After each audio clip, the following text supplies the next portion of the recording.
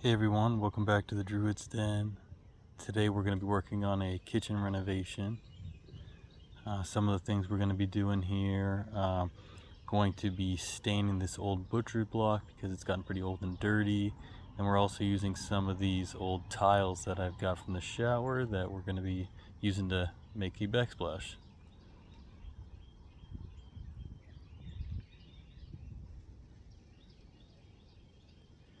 So first thing we need to do is trace out all of these tile along the back wall here and just make sure I've got enough for one, and kind of get an idea of how many cuts I'm gonna have to make. And you definitely want to make sure you leave a little bit of space, so you want to use like the spacers just from like Home Depot or anything like that when you're working on something like this, and make sure you have an even spacing between each one.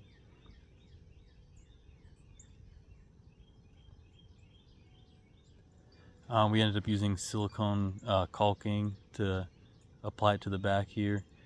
Usually I'd use like the grout and everything, but since this isn't like in an actual bathroom and it's not going to get a lot of water damage or anything on it, so I think it's going to be just fine like this. So I just kind of went the cheaper route.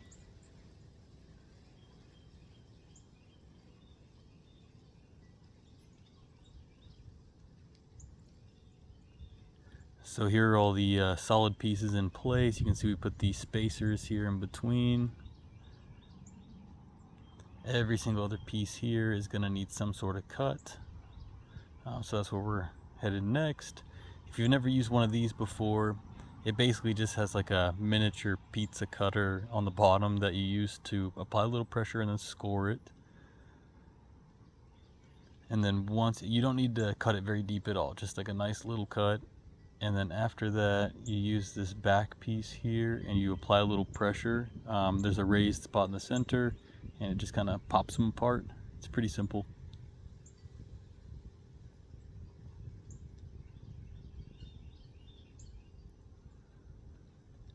Alright, and here's a look at all the tile put in here. Still gonna have to put more caulking in between each tile, of course, but here it is so far. So next up, we're going to go ahead and stain the counters here.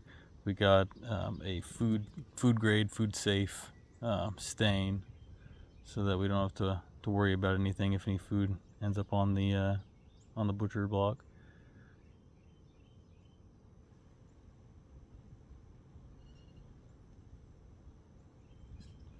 Ended up staining all the windowsills as well. They came out a lot darker even though it was the same stain, but I really like how it turned out.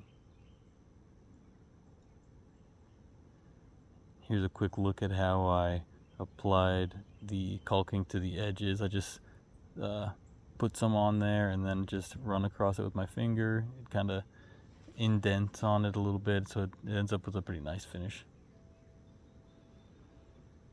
Basically I just did that for all of it. I just used my finger to push everything into the cracks there. You can see there's a couple of holes that I missed, but you just gotta make sure you keep an eye out for those and you'll be able to go back and fill them up.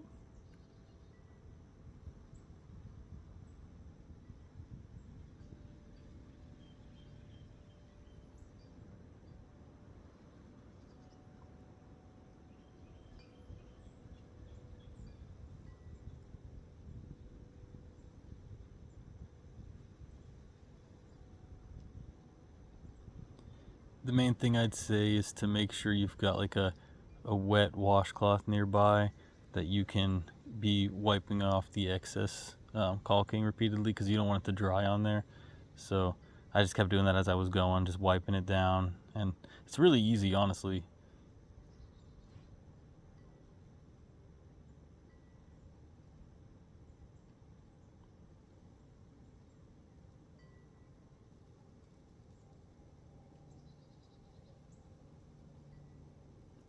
Alright, and here's a look at everything all finished up.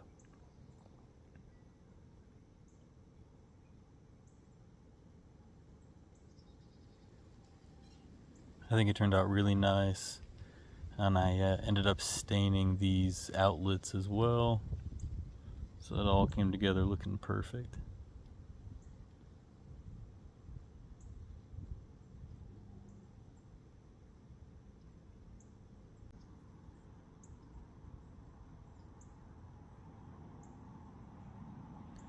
But yeah, we're really happy with it. I think it looks really, really nice. It makes the house look a lot fancier.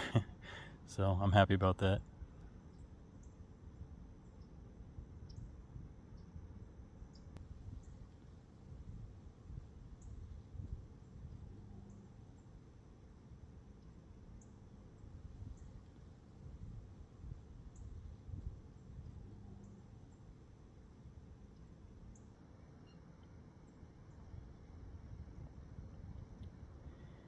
And I actually ended up with just a few pieces of tile left over, which made it so that I was able to do a little backsplash in the bathroom as well.